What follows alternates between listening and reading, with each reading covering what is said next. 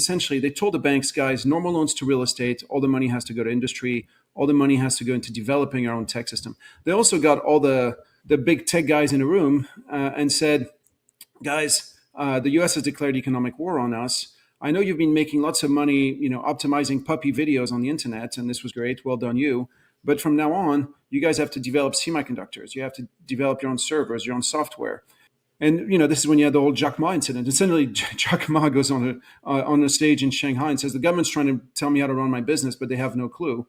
So the government says, I don't think you heard us correctly. Maybe we didn't make ourselves clear. Let's have this discussion again. TSMC leapfrogged Intel. All of a sudden, TSMC can produce 5 nanomillimeter chips at scale in a way that Intel can't, and announces a 3 nanomillimeter chip. So all of a sudden, and you can see it very clearly, up until 2021, TSMC has a market cap that's roughly a third below that of Intel. Today, it's more than 10 times that of Intel. China's by now leapfrogged the West. And we missed it because for 3 years, nobody visited China because of COVID. And then once COVID reopened, post-COVID, Russia had invaded Ukraine. Everybody was running around telling you China was uninvestable because they were going to invade Taiwan, because they were part of the axis of evil with Russia, et cetera, et cetera. So everybody missed that you had this huge step up in China's industrial capacity. So first, I'm blushing. Thank you so much for the kind words, guys. It's a pleasure to be here. Delighted, very honored. That's probably the least interesting thing we're going to talk about today. And originally I'm French, grew up in France, went to college in the US, served a few years in the French army as an officer, left the army not really knowing how to do anything, so went into finance. Started working for a French bank. They sent me out to Hong Kong for a couple of years because I'd done Chinese at school. They sent me out to Hong Kong for a couple of years, and that was like 30 years ago. And still there. Started my own firm, initially doing research. Then we moved into money management as well.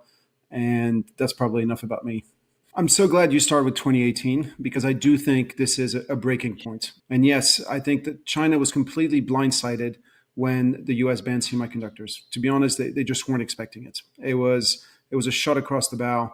And yeah, to your point, I think the leadership in China panicked a little bit. They did think if they're banning us from semiconductors today, tomorrow it could be chemical products, it could be auto parts, it could be anything. And so they decided to essentially, they told the banks, guys, normal loans to real estate, all the money has to go to industry, all the money has to go into developing our own tech system. They also got all the big tech guys in a room and said, guys, the US has declared economic war on us. I know you've been making lots of money, optimizing puppy videos on the internet, and this was great. Well done, you. But from now on, you guys have to develop semiconductors. You have to develop your own servers, your own software. And this is when you had the whole Jack Ma incident. And suddenly, Jack Ma goes on a stage in Shanghai and says, the government's trying to tell me how to run my business, but they have no clue. So the government says, I don't think you heard us correctly. Maybe we didn't make ourselves clear. Let's have this discussion again. And so there was a mobilization of all resources towards that goal for the past 7 years. And during these 7 years, I think the Western world looked at China and very much, saw the consequent real estate bust. If in the US, the government said no more loans to real estate wouldn't be so hot. So you have a massive real estate bust. And when you picked up your copy of the FT, the Wall Street Journal, whatever else, all you got was the real estate bust for 7 years. And I think we were kind of blind to how quickly China was moving up the value chain on the back of this wave of capital. And by the way, not just money, not just physical capital, also human capital. Because essentially the tech companies were told, stop hiring the best engineers out of Tsinghua and Fudan, the best universities in China, to build video games. From now on, you're going to develop semiconductors. Now, China produces more STEM graduates every year than the whole rest of the world combined if you exclude India. It's China in 25 years has gone from 350,000 university students a year to 12 million university students a year. So it's an improvement in human capital.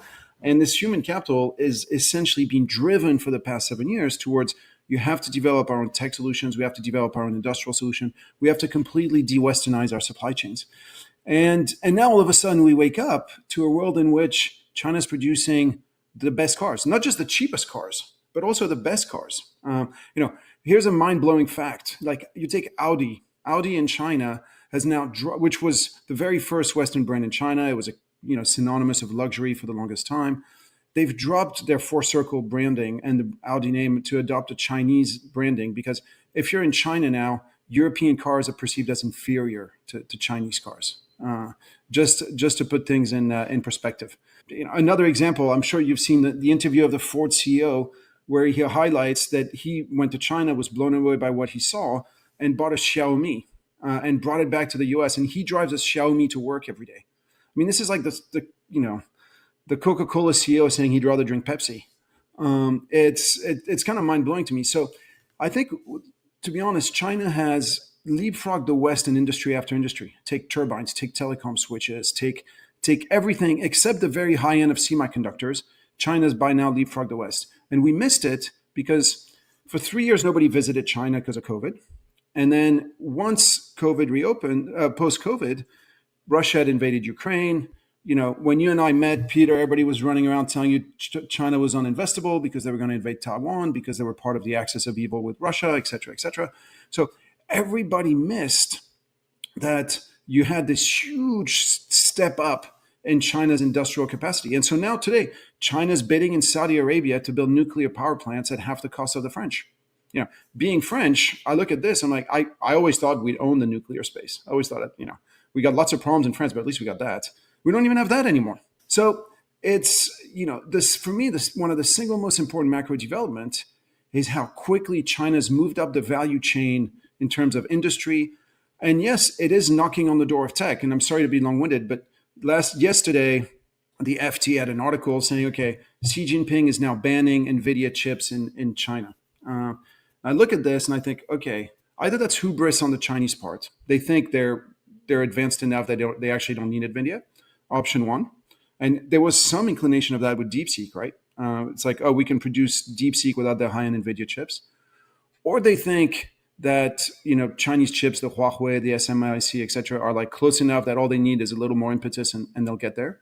Or alternatively, Xi Jinping is trying to trip up the US market. Because if you trip up NVIDIA, NVIDIA in 2.5 years has gone from a 300 billion market cap to a 4.3 trillion market cap. 4 trillion of wealth creation in one company in less than 2.5 years. Unprecedented in the history of capitalism.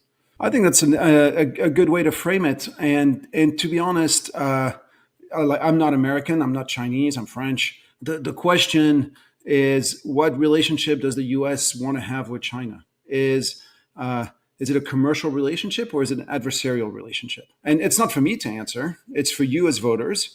It's for US policymakers to answer this. And I think the U.S. really hasn't decided what it wants to do. I think up until 2018, essentially the U.S. was saying we definitely want a commercial relationship with China. We want to make as much money as possible, and so Apple puts its plants there, and Tesla puts its plants there, and Tesla provides the impetus for the EV industry to grow massively in China, et cetera. So up until 2018, the relationship was very clear. This is a commercial relationship. Everybody's trying to make as much money as possible.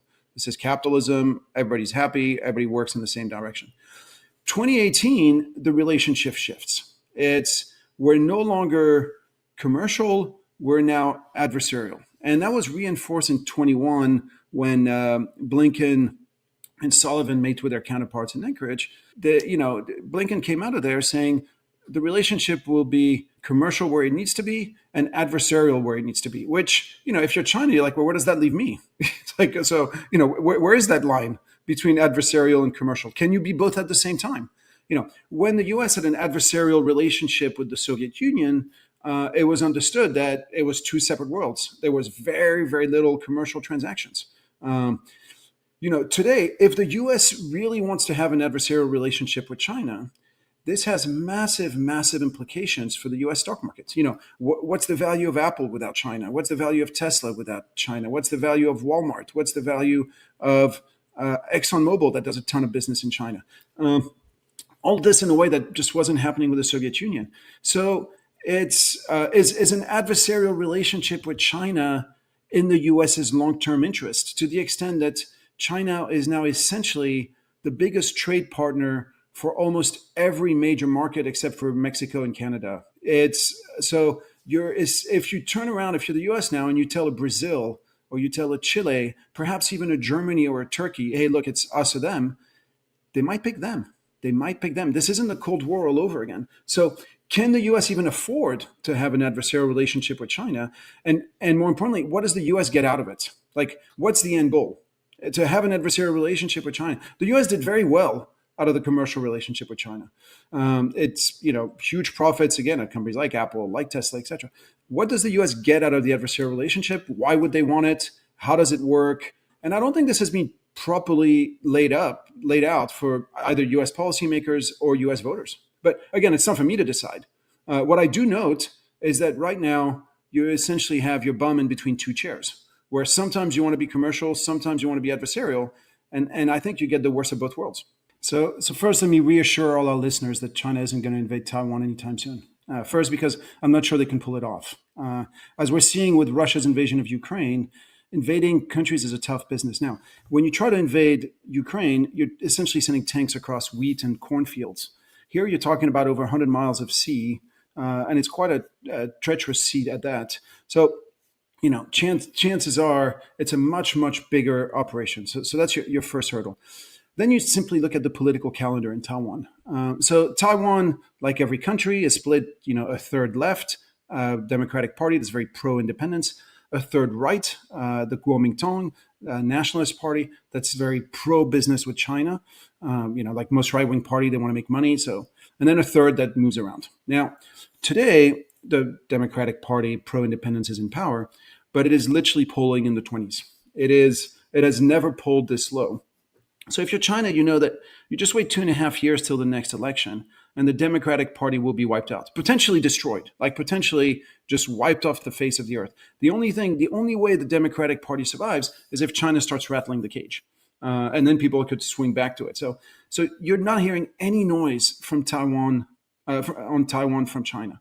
You wait patiently till the Kuomintang comes back in power. Then you open the checkbook, you do a lot of deals, and you tie up Taiwan economically with China. So if you're worried about Taiwan from that front, it's a wrong worry. Now, to your point, I would invite your listeners to do a Google search on Taiwan. Just Google search Taiwan war in US media. And what you find is that for the longest time, nobody cares. When did people start caring? It starts really in 2021, because what happened in 2020? In 2020, I think two things happened, or in 2020 and 21, two things happened. First, TSMC leapfrogged Intel. All of a sudden, TSMC can produce 5 nanometer chips at scale in a way that Intel can't, and announces a 3 nanometer chip. So all of a sudden, and you can see it very clearly, up until 2021, TSMC has a market cap that's roughly a third below that of Intel. Today, it's more than 10 times that of Intel. So TSMC, and essentially starting in 21, it becomes clear that TSMC is now the leading semiconductor producer in the world. So, going back to what you started with, Peter, in 2018, the US government decides to essentially say, I'm going to pick a fight with China, and that fight, I'm going to fight it on the battlefield of semiconductors, because I have the biggest comparative advantage in semiconductors. I can crack China there. And then lo and behold, 100 miles from China's shore, here comes the best semiconductor company out of nowhere. So now all of a sudden the US is like, oh, darn. The best semiconductor company is no longer Intel. It's no longer within my walls. It's over there. Now, all of a sudden, Taiwan is geostrategically very important in a way that it wasn't before. So that's number one. I think number two, that what happened, to be honest, and here this might sound a little more controversial, but again, look at the Google search terms, and you see it clearly. US decides to leave Afghanistan, and the exit is a total shambles. Biden goes out to 60 Minutes to give an interview to sort of justify the shambles that it was. And out of nowhere in that interview, he says, and if China thinks that because we left Afghanistan, they can go out and invade Taiwan, we'll protect Taiwan, which was a huge departure from US policy up to that point. The policy of the US was strategic ambiguity. We're not going to defend Taiwan, but we're not going to say we don't defend Taiwan either. And this is something that he then repeats twice. And this drives China up the wall, because it's a shift in the US policy until then. This is also when Pelosi decides to go visit Taiwan, which is the highest ranking US politician ever to visit Taiwan. So, this drives China absolutely up the wall, because it shifts the sort of soft status quo consensus that had existed until then. And since then, things have toned back down. But following this period, and personally, I almost wonder, why did the US put Taiwan in play? Was it the semiconductors, or was it the fact that having just taken a huge black eye on Iraq and then a huge black eye on Afghanistan, you need to justify somehow the fact that you're spending $1 trillion a year on the military budget and never winning any wars. And perhaps the best way to justify $1 trillion budget is to say, oh, look, China's about to invade Taiwan. We do need to build the next aircraft carrier. We do need more F-35s, in case they do this. And so I think this combination of factor led to this. Now we're in a totally different environment. We're in a much healthier environment. And we're in a healthier environment because if you go back to 2018, when the US punches China, China takes the punch. You go back to 2021, China punches China again takes the punch. But during this time, it's preparing. 2025, Trump comes back in and punches China again. And this time, China says, okay, you want to do this? Fine. Gloves off, let's go. You put embargo on semiconductors, I put embargo on rare earths. I put embargo on magnets. You want tariffs on me, I put tariffs on you. And China was the only one who fought back against Trump. EU, took the punch. Canada, Mexico, they took the punch. India, Brazil, everybody took the punch. China fights back. And amidst this fight back from China, the US realizes, hold on, without the magnets, in 2 weeks, the GM plant is shutting down. You've got Raytheon and Lockheed Martin saying, look, in a month, we can't provide weapons to Israel anymore. We can't provide them missiles because we're running out and we can't produce them without the rare earths. And so all of a sudden, the US realizes that, yes, China's vulnerable to us, but we're actually also vulnerable to China. So you get to this status quo, uneasy status quo. You look at the past 4 months, all of a sudden, nobody's talking Taiwan anymore. Again, do the Google search. It's fallen off the media landscape because we've now reached, I think, this truce between the US and China, where the US realizes if we push China too hard, this is actually going to start hurting us and hurting us big time. Because, if the US can't produce missiles, is it still the US? So on this, the deal that's supposedly on the table, I mean, it's rumors and take this with a very, very healthy big dose of salt. But the deal that's supposedly on the table for when the KMT comes back is that, but for this deal to happen, the KMT would need to have 2/3 of parliament because you can't change anything without 2/3 of parliament. So it may never happen. But essentially the deal would be for the next 50 years, the current status quo prevails. So 50 years, current status quo prevails. Then in 50 years, we have 50 years of one country, two system like Hong Kong. So you keep your currency, your parliament, you can keep your army, you can keep your police. You do you, but we present you internationally. So you travel around, you lose your passport, you go to a Chinese consulate. We represent you at the UN, etc. We can put military radars on in Taiwan, etc. So that brings you to 100 years. And then in 100 years, we have a full merger. And by then, who knows what China looks like? Who knows? Everybody who makes the deal is dead, long gone. And so the reason this deal would be a tremendous deal for everyone involved is first, it diffuses the tensions. Secondly, such a deal would mean that Taiwan wouldn't need to spend 3.5%-4% of GDP in essentially buying weapons from the US, which is protection payment. So you free up that money immediately. But most importantly, you reduce the uncertainty for all the businesses. So you unleash a wave of investment and a re-rating of the market. You look at NVIDIA today, it's a $4.3 trillion market cap. TSMC is a 1.4 trillion market cap. Now, NVIDIA can't live without TSMC. TSMC can live without NVIDIA. TSMC, I think, is actually the most valuable technology company in the world because they're definitely a step ahead of everybody else. And what they do, nobody else can do. But half of the investors don't want to own it because of this fear that if China invades Taiwan tomorrow, TSMC ends up being a hole in the ground and just disappears. And your 1.5 trillion in market cap goes to zero overnight. Now, you remove that risk, that 1.5 trillion probably becomes 3 trillion, 4 trillion. Pick the number. Here, I'm sorry, I know I'm talking a lot, but this is so important because I remember so well, back when we met back in January of last year, and everybody was telling me, "Oh, can't invade and can't invest in China because China's going to invade Taiwan, etc." I'm like, "Okay, great. Do you own Nvidia? Do you own Broadcom? Do you own Tesla? Do you own Apple?" And they're like, "Of course, stock goes up. It's best stocks ever, etc." I'm like, "Okay, great. So you're telling me China's about to invade Taiwan? What's the value of Nvidia when China invades Taiwan?" The value is zero. NVIDIA can't produce chips. When China invades Taiwan, NVIDIA's essentially done for. Now, to be very clear, I absolutely do not believe China's about to invade Taiwan. But there's a sort of internal contradiction in people's portfolios where on the one hand, they tell you China is uninvestable because of this Taiwan conflict. And on the other, they own a bunch of stocks that will get absolutely decimated if that ever did happen. The U.S. has essentially said, okay, following the imposition of the rare earth thing, following the Geneva deal, they've backed down. Look at what's happened in the past few weeks. The past few weeks have been absolutely momentous. A month ago, you have the U.S. saying anybody who buys energy from Russia, we're going to punish. We're going to put in more tariffs. It's going to be terrible for them. So the U.S. sends out this message. 10 days later, you have Xi, Putin, and Modi who meet in Shanghai, and they're literally French kissing on stage, the three of them.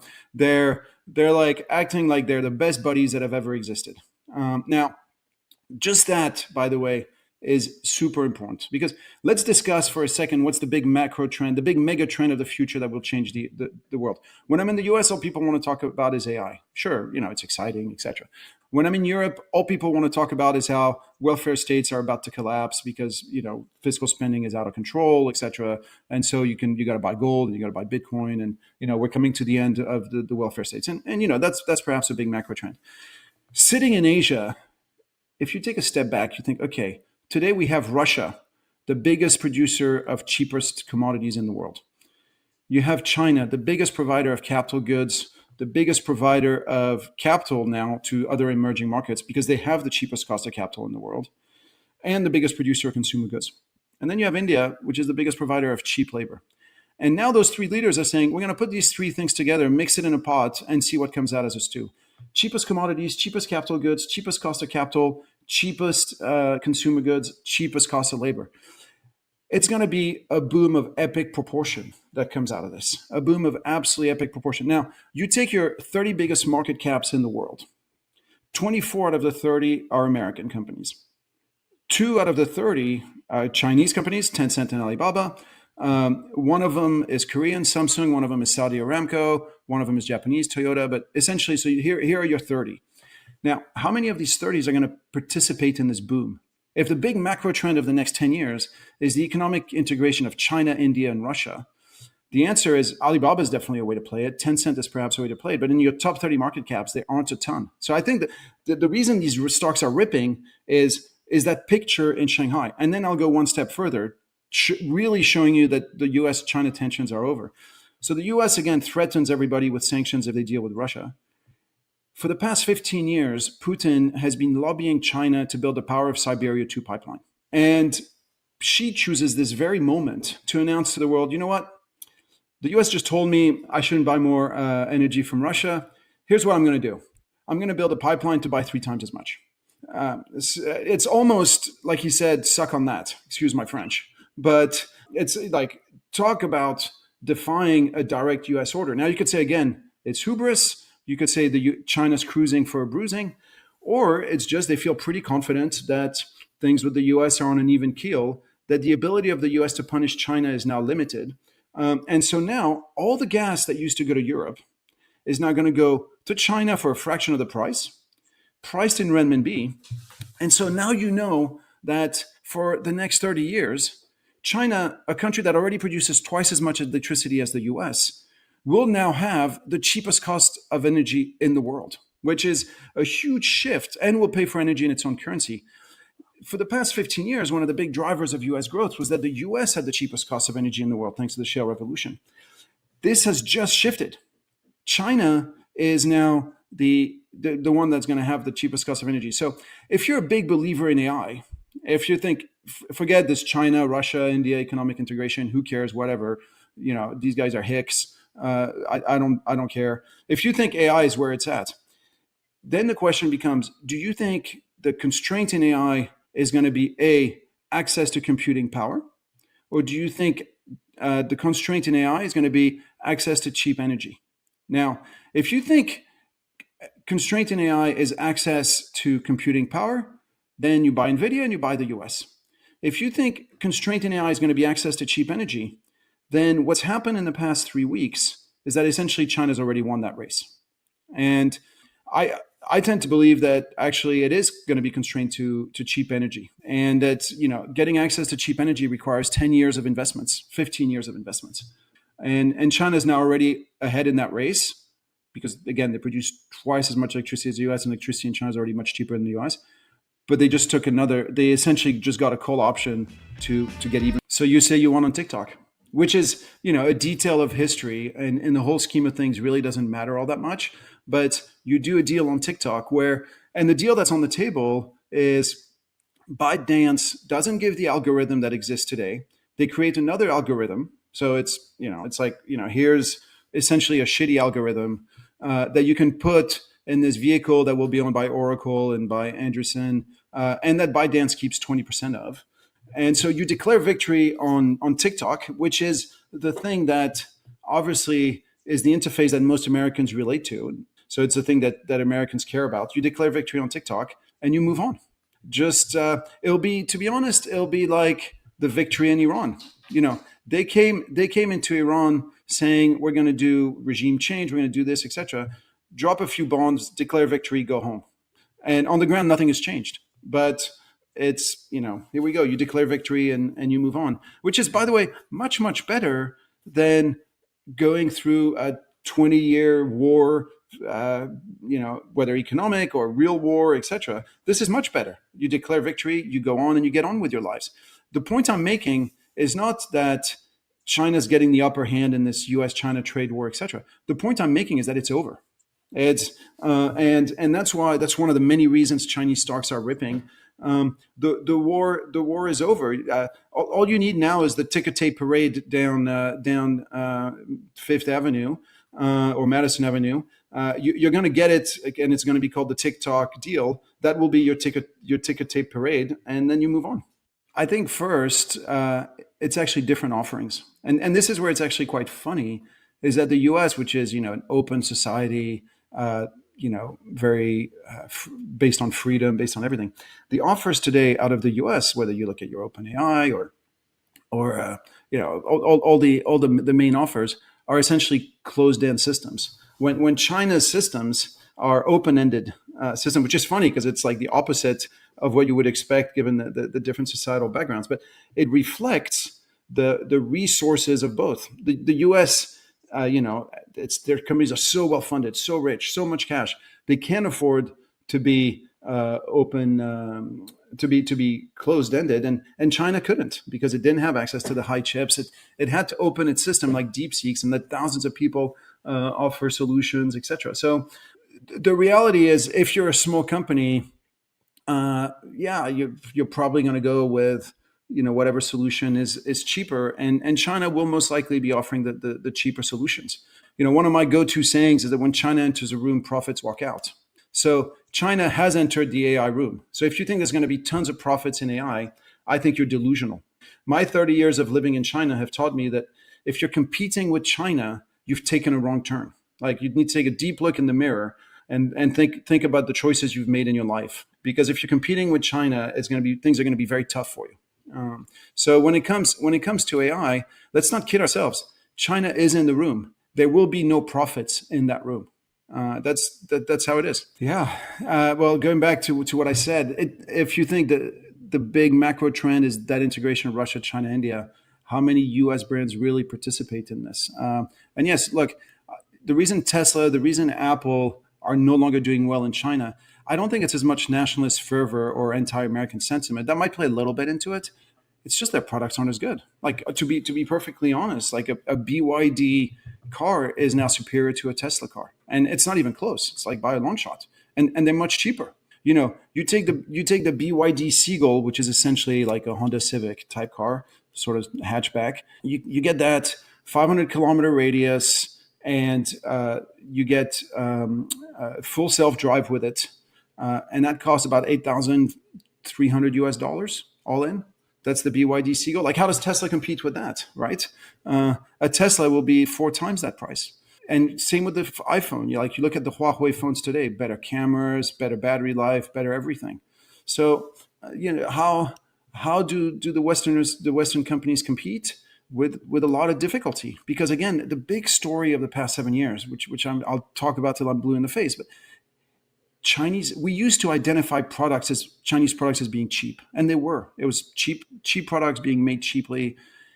like this is, I think, the mindset we have to shift ourselves. And I encourage everybody to go to China today to see what's on offer: the trains, the cars, the phones, the fintech solutions. The it's we've been leapfrogged. We've been leapfrogged, and I think deep down, we have this sort of superiority complex in the West where we're like, well, of course our products are better. Well, but just like Japanese cars became better than American cars back in the late 70s, early 80s, this is happening, but not just on cars, on literally everything. So how do we compete? The only way we can compete is by doing better stuff, is by doing better products. Now, what are we deciding in the Western world, whether in Europe, whether in the United States? Essentially, we're saying, we can't compete with this. Let's put up tariff barriers. Let's in fact just block their products. Let's embrace protectionism. But down this path, this is not a way to get your products better. You go down this path, which is the path that Brazil went down, the path that Argentina went down. The whole thing about protectionism is essentially you're encouraging your domestic producers to remain mediocre. And so we're saying, look, we're going to try to keep what we have here at home, and these guys will continue getting better and better, and we'll just stay mediocre. The only way we can compete is by competing and by getting better.